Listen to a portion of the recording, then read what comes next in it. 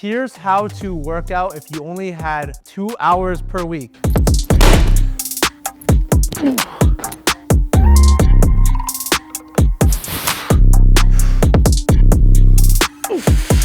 I see hundreds of clients who aren't full-time bodybuilders like you see on most YouTube videos. These are like real people with corporate jobs, families, bills to pay, all that good stuff. So 2 hours is actually a lot of time. And what the big objective here that I help my clients with is helping them get lean, helping them build muscle, and helping them be athletic for life. Like basically you want to be able to go outside, look amazing, feel good, and be able to do all that fun stuff that you do with your family, friends, and like be confident about it. If you only had 2 hours, how you would break up this workout is you'd probably be doing 2 workouts, 1 hour each, and they're both going to be full body because we know what the literature says. You gotta hit each muscle group twice, you gotta give it enough volume, and you'll start to see some changes. So each workout is broken down very simply like this. We're gonna do a warm up, do some mobility first, foam rolling any tight spots, then some dynamic stretching, and then we're gonna work on power, muscle building, and we're gonna work on cardio. And then once you hit all these 3 chapters of the workout, you pretty much hit every energy system that your body has, and you can go home, relax, feel good, recover, eat healthy, obviously, which is another video. And once you rinse and repeat that, I have clients get amazing results just in 2 hours a week. Let's get into the workout. You guys kind of see what it takes to become an athlete for life. And I'm just gonna start with some foam rolling. With foam rolling, there's a couple like key spots, like your common tight spots. Like if your lower back is sore, hitting the hip flexors. If your knees get a little achy, hitting the quads. And maybe your shoulders are tight, hitting your upper back or your lats. So when you're doing foam rolling, think about spending about 30 seconds on each muscle group that's sore, and you're that hunter essentially. You gotta hunt for the tight spots, and once you find a gnarly tight spot, just stay there, breathe, and relax through it. So for me, my knees get achy a lot because I jump a lot. So I'm gonna do some quad foam rolling, and then just so you guys can see what it's like. So I'm gonna place the foam roller onto my quad, and I'm just gonna hunt, finding a nice tight spot. I'm going on the inside, and I'm going to the outside. And for me, there's a spot right here. So once I find a spot there, I'm just gonna relax into it. And I'm also kind of telling my mind, okay, stop thinking about all the bullshit you think about all day long, and let's spend a good hour and really focus on the body. Okay, so once the 30 seconds are done, I'll just switch to the other side. Okay, this side, there's a microphone here. You're gonna crush the microphone.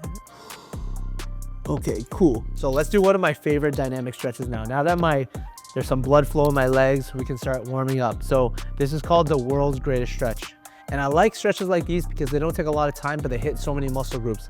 This one in particular is gonna help my tight hip flexors, like from sitting all day long, and my upper back. So if you have that rounded posture, it's gonna kind of like straighten everything up. So really simple, just gonna go on all 4.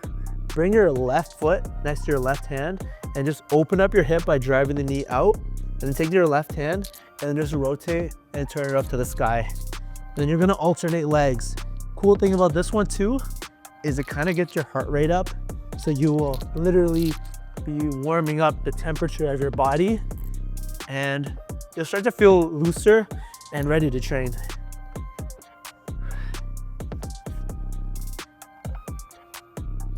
Okay, now let's do some leg swing. I just find an object, dynamic stretches. Now, dynamic stretches is basically doing stuff where you're moving your body around to warm up. So for here, I'm stretching my hamstrings, getting them nice and loose. I'll do the other side. And you don't want to do static stretches. Okay, static stretches like those old school ones that you see in old videos, or like, you know, soccer teams where they just hold their leg here. What this does is it overstretches the tissue, and you don't get that nice elastic bounciness that you need when you're moving heavy weights. So things like this are good. Sideways are good. 10 here. I really try to like let my legs fly. Same with the arms, you know, nice little arm circles, start light, all directions. I really warm up like I'm a 60-year-old Chinese lady in a park. I really just like shake my body around, you know, and get everything nice and loose. These are such valid movements, and there's a reason why 70 and 80-year-olds do this, because it helps us stay nice, loose and limber. Okay, now let's get into the fun part. I love this part because it's called reactive. It's basically getting your nervous system fired up. It's saying like, hey, it's time to go and wake up your body, because maybe you're coming in after a long day at work and you need to just turn it up. Reactive exercises are things that you do explosively. Think about like you when you're a kid or like an athlete, right? You gotta be able to run fast. Maybe you gotta be able to jump high. Maybe you gotta be able to throw that ball super hard. Maybe you gotta be able to, you know, change direction side to side. These are examples of reactive. So you wanna pick 1 to 2 moves and make sure the exercises you pick are actually like relevant to the things you do day to day. I love playing volleyball on the side. So I wanna make sure I'm working on my jumping, and also love to spike the ball really, really hard. So I like to work on things like throwing. So I'm gonna do 2 exercises back to back, just to give you an example of what a reactive exercise is before we start lifting some weights. Today, since I'm trying to show everyone how to do full body workouts on their own, and especially this new thing, because you don't see this in most common gyms, but this is called the med ball scoop toss. And it's a basic exercise that teaches rotation and throwing. What you're gonna do is pretty much you have to learn how to load power into your hips, because what is all hitting and throwing? It's all loading into the hips and transferring it through the arm.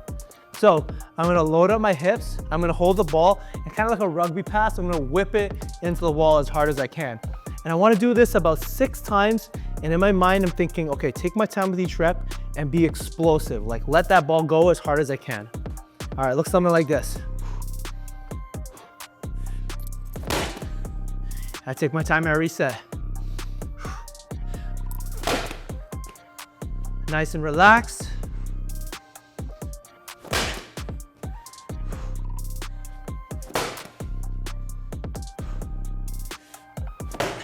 Not that good.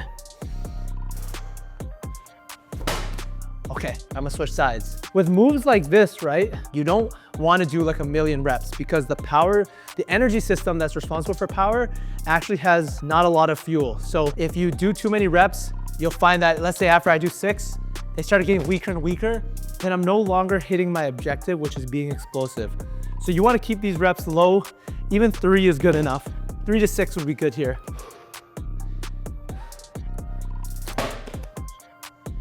I'm really focused on pivoting and then turning my hips and just releasing through my hands. Takes your breath away, even though it's only 12 reps. With power training, I'm gonna rest about 2 to 3 minutes here, let that energy system replenish so I have power again to do my next set. 2 to 3 sets works well here, but now that I just trained my upper body kind of power, now let's work on verticality, that jumping I was talking about. When you have your own gym, you can do like fun stuff like this. You can definitely do this at any gym, and it's a simple exercise called squat jumps. Over here at Lamb Lab, we got this fancy tool. It's actually ancient. It's called a Just Jump system. I don't know many gyms that have this in Canada, and I had to order it on eBay. It cost me a shit ton of money. And all you do on it is you just jump, but it tells you how high you jumped with like ½ an inch plus minus accuracy. Very accurate and scientifically validated. So I got the machine on, I turned it on. I'm gonna step on the mat and I'm gonna be explosive, just like how it was with this one, but this time jumping as high as I can. So I'm gonna do 3 jumps here. Okay, so I got 24.2 inches. So let's see if I can beat that. My best is around like 25.6.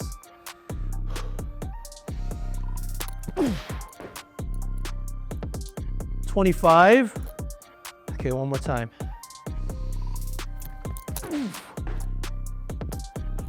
Okay, 25.1. Okay, I'm pretty happy with that. Vertical jump done. Resting a bit, and I'm gonna run it back for another set, and then let's go hit some weights.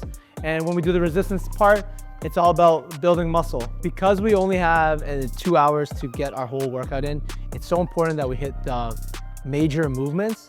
And it's kind of like, I'm sure everyone's heard of like a body part split. You know, you train your chest, your back, your legs, your abs, whatever. When you train this way, you're still gonna be training every single muscle group, but it's just a different way of thinking, and you're thinking in terms of movement. In this first part, I'm gonna do a superset. I'm gonna make sure I hit a squat and then some type of pushing movement. So in this case, I'm gonna be doing a horizontal push like a chest press. Squat is like any squat variation. So if you're at home, You could be doing a body weight squat, or if you're at a condo gym, maybe you got dumbbells, you can do dumbbell goblet squat. I'm gonna be doing barbell front squat today, and I'm gonna superset it with dumbbell chest press. And if you don't have that, you can do push-ups. That's the kind of idea of push. And then after that, we're gonna get into pulling and hinging exercises. So that's like your deadlift, and that's like some type of row. And then I'm gonna save the third part for later. So just keep watching along, because this is what makes the workout more personal and spicy to you. What I wanna do is make this video extra useful for you, is I'm literally gonna give you all the gems of a good squat period. And like the great thing about movement and like learning movement is that whatever rules you learn from one exercise, like let's say you're doing a bodyweight squat, it still applies when you do a barbell front squat, because there's just levels to it and they follow kind of like the same principles. With the chest press too, I'll tell you the same thing. But once you learn how to do one of the pressing variations, you pretty much learn how to do all the pressing variations, all the squat variations. It's just sometimes the modality is different. Because I'm focusing right now in my program on building more muscle, especially in my quads, I'm gonna do about 8 to 12 reps here with a nice slow tempo. I'm gonna go spend about 2 seconds down, 1 second up, really just try to feel the burn in my quads, and obviously do it with a good form and heavy enough weight. When it comes to a good squat, basically your hips, they wanna be about knee level, and your shins and your torso should be the same. So like parallel. So if my torso is leaning a little bit forward, so should my shins. But in a front squat, I'll be more upright, so my torso and shin should still be parallel in that way. I'm gonna grab the bar and then pay attention to my shin and torso for a good squat. Okay, I'm just gonna hold it up here. Big deep breath in, keep my core nice and tight. Same angle. 1, 2, 0, 1, 2. Okay, good warm up. Let's do some chest press now. I'm gonna be focusing on my chest, a little bit of the back of the arms. Same idea here. I wanna be building muscle in my chest. I'm going for about 8 to 12, 2 seconds on the way down, no pause, 1 second on the way up. Here's 2 pro tips for dumbbell chest press. And I've been doing chest press for a long time. It's a great chest builder. It is better than barbell bench press. But what you wanna make sure you do is, even if you're just starting with this for the first time, start with the weights on top of your knees, and you wanna keep your shoulder blades pinched together, especially when you lie back on the bench. So I'm gonna use my knees, because I'm gonna kick it up, and then I'm just gonna lie flat onto the bench. So here we go, kick it up, lie flat back. My feet are nice and planted, my shoulder blades are together, and I'm actually just gonna push through my elbows. Go down 2 seconds, 2, nice stretch. And at the top, I'm getting a nice squeeze in my chest, flexing in between. 2. And my hands don't need to go all the way in, it just needs to be stacked over my shoulders. But when I go out here, nice and wide to get a good stretch. 3.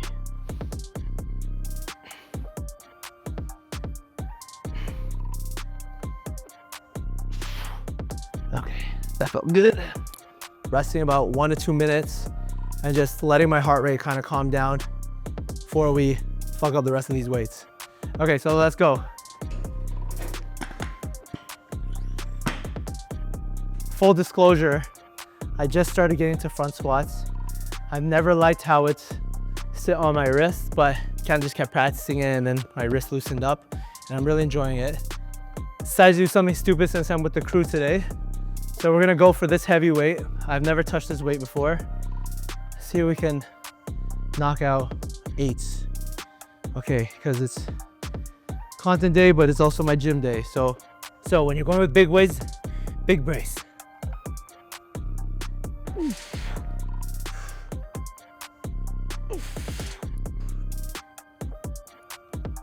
Okay, that's enough. Let's go. Let's go. Okay, when you're trying to build muscle, basically you want to be 1 to 2 reps shy of failure through your correct muscle group. So now for me, I think I didn't fail because my legs gave out. I failed because my hands couldn't take it. So sometimes when you're training, this might not be the best exercise for building muscle, but it was fun. But let's do the same thing with the chest though. Let's do 85. Make sure I really hit that muscle. Okay. Shoulders together. Gotta go for 8 to 12.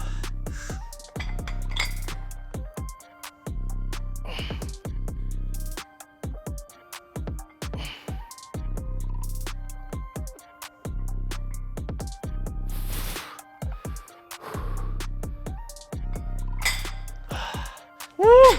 Now we rest. Okay, that one had, I think, one left, but it would have been super ugly. I got all the reward, minimized the risk. And a cool technique that my coach taught me back in the day is sometimes like when you feel your heart's like racing and you're starting getting anxious whether, am I gonna be able to do these next 1-3 reps left, is remember the chest press, the top is the easiest. Like it's not actually hard to hold it up there. This part is the hardest, right? Because you're at the worst position. So at the top, breathe, try to calm yourself. And then once you're ready, get another one in. Chill for a little bit, get another one in. So then now when I track my weights, I find that because I use this technique, I was able to squeeze out maybe 1 to 3 more than I would have if I just let the anxiety get the best of me. For my rowing exercise, I'm gonna do barbell bent over rows just to work on my back. So what I'm gonna do is make sure I push my hips as far back as I can here. And to get a good like muscle building stimulus from a row, it's nice when you get a little pause at the top because sometimes like we rep it and we don't get that full squeeze and the full contraction. We want to activate as many motor units as possible. That will help us get the most growth. Keep my chest up nice and proud. Holding it, 1, 2, and I'm almost like pulling it towards my navel to get a bit more lats. If I want to focus on middle upper back, then I can struggle a little bit more. 8 to 12 here.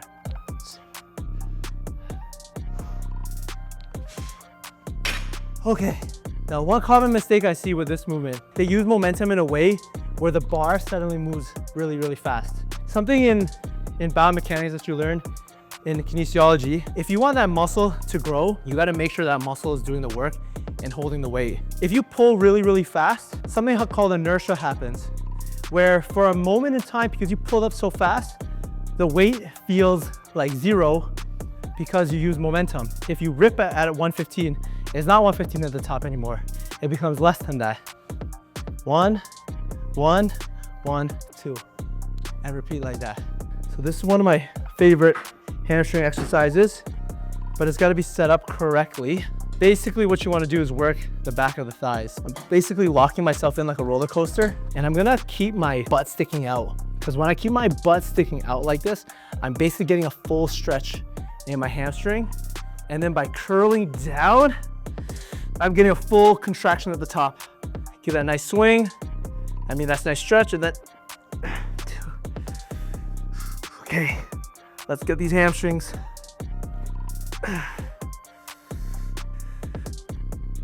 All right, that's 12. Now that you kind of hit every single muscle group, right? You did your squat, you did your press, you did a row, you did some type of hinging curl exercise. You basically hit every single muscle group, right? What's left is pretty much the icing. What's a body part or movement that you want to spend more time working? So for me, I really want to work on my shoulders. You know, I like when I go out and my shirts are fitting nice and tight, makes me feel really good. So I'm gonna hit dumbbell lateral raise. And the other muscle group we didn't really give enough work to was the abs. So we're gonna do a shoulder and an ab exercise. It could be whatever you think is relevant to you. It could be more glutes, it could be biceps, triceps, whatever you want. I love this ab exercise because you really get to isolate obliques here. Basically what you're doing is you're kind of like twist to the side, your hands behind your head, and you're taking this part of your rib cage and flexing towards this part of your hip bone by rounding your spine and exhaling all the air out. So from here, it looks like this.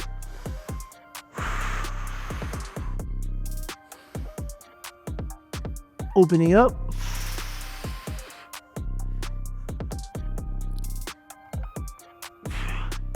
Switch sides. So if you don't have access to a bench like this, you can do oblique side bends. You could do crunches just on the floor. But the slant adds more resistance against gravity. So instead of doing 30 reps, once I get 10, I'm cooked. My abs are gonna cramp. Okay, now I'm gonna superset with my lateral raises. And speaking of supersets, I really love supersetting because it does save the amount of time I need to work out. I mean, it's not always optimal because sometimes when you rest longer, you perform better. But if we only have 2 hours, this is how you're gonna get a lot of movements without taking forever in the gym. So the dumbbell lateral raise, we're really focusing on the side of the shoulders. The way I can put this is think about like being a scarecrow, where you're lifting your arms and bringing them as far away from the body as possible.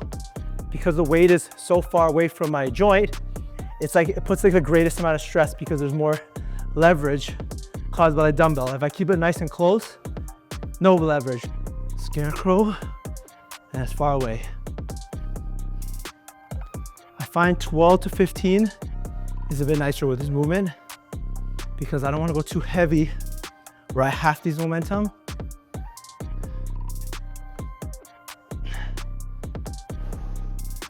16.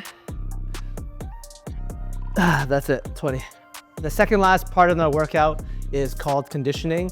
And basically it's doing something cardio related. Your body is like mentally and physically prepared to do whatever sport. So for example, if I'm just like a everyday guy, I don't play a sport, but I want energy throughout my whole day, then I want to be doing things like zone 2 cardio, where I get the chance to work on my body's capacity to hold energy.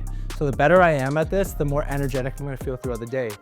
Now, if I'm a pro hockey player, for example, and I'm on for 2-minute shifts, and then I'm off for maybe 2 minutes, I want to be doing cardio that's relevant to that. It doesn't necessarily need 2 minutes on, 2 minutes off. There's so many different ways of conditioning, things that prepare your tendons and tissues to last longer, things that make you bouncier longer, things that make you have like a lot of resistance where you can handle the burn longer. If you do cardio, you like cardio, comment it. If you don't like cardio, comment. I'm gonna do a basic zone 2 cardio. Zone 2 is basically keeping your heart rate around 60 to 70%. So how to calculate that? Well, your max heart rate is 220 minus your age. So I'm 32, so 220 minus 32 is 188. So basically that's my 100%. So if I get to my estimated 100%, I'm gonna be gassed. Like I'm gonna be holding onto my knees, I'm gonna be breathing hard. I can probably taste some blood in my mouth from that iron.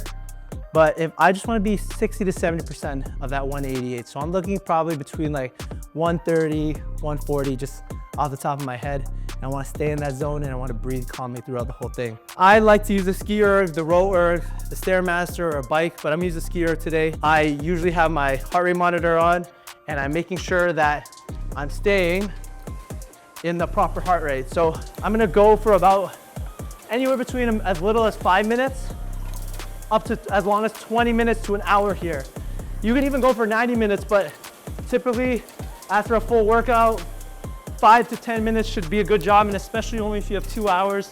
So for the sake of the video, just a little 5-minute cardio session. Now I can feel my heart rate picking up. So what I want to do here is I'm going to teach my body to control my energy.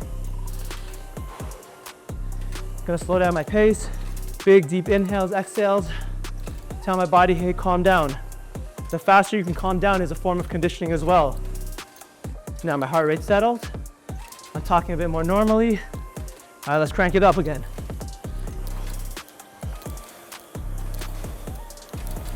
As a bonus, what I like to check too is how fast does it take me to recover? Does it take me 30 seconds for my heart rate to settle, or does it take me 1 minute? Another thing to track and factor in. But now let's call it, you just got an idea of what it means to fit in an intense workout where you hit power, muscle building, conditioning, core, you hit every single muscle group. Didn't take you that long, but now we want to tell the body to like calm down, let's relax, because we know in order for our body to take all these adaptations and change our body, we need to rest and recover. So my favorite one here is called crocodile breathing. You're gonna be breathing for as long as you want, 1 minute, 2 minutes, up to 3 minutes. And you want each inhale and exhale longer than your last inhale and exhale. Your body has this thing called the parasympathetic nervous system. Like when you're at home and you're just relaxing, it's your body's way of saying like, hey, you're not in a dangerous situation now. It's time to heal, it's time to recover, fix all those tendons, ligaments, all those muscles that you just damaged, and then kickstart that process. So breathing kind of up-regulates the parasympathetic nervous system. So crocodile breathing looks like this.